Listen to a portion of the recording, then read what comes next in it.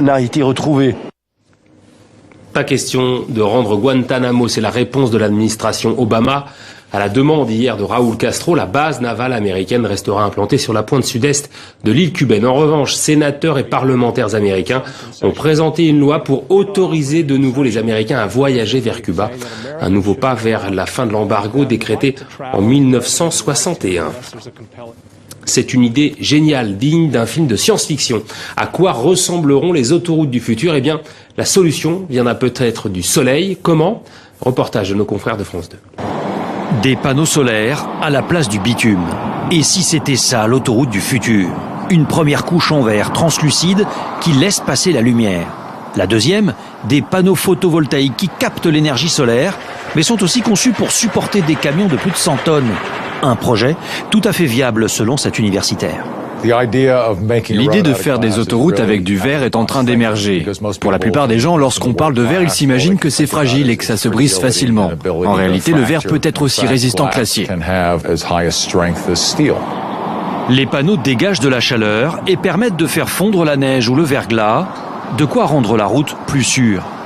Plus intelligente aussi, car l'éclairage est activé à distance. Ainsi, en fonction de la demande, on peut modifier le marquage au sol en temps réel.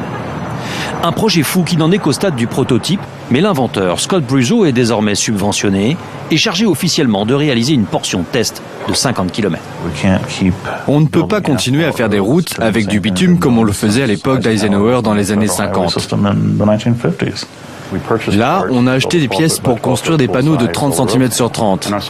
Et donc, l'autoroute solaire contient des composants électroniques qui permettent un éclairage en LED.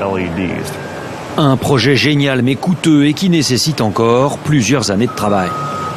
Voici une première mondiale. L'idée d'une autoroute écologique est en tous les cas bien réelle aux États-Unis. L'État de l'Oregon, dans l'Ouest, se targue d'en être à l'avant-garde. L'Oregon compte plus de 30 000 km d'autoroutes et en équipant moins d'1% de ce réseau en panneaux solaires, on est capable de couvrir les besoins du département du transport de l'État pendant 1 an. Cette centrale photovoltaïque de 700 mètres carrés est grande comme 2 terrains de football. Elle capte et emmagasine l'énergie pendant plusieurs heures, de quoi alimenter l'éclairage, même lorsqu'il n'y a pas de soleil.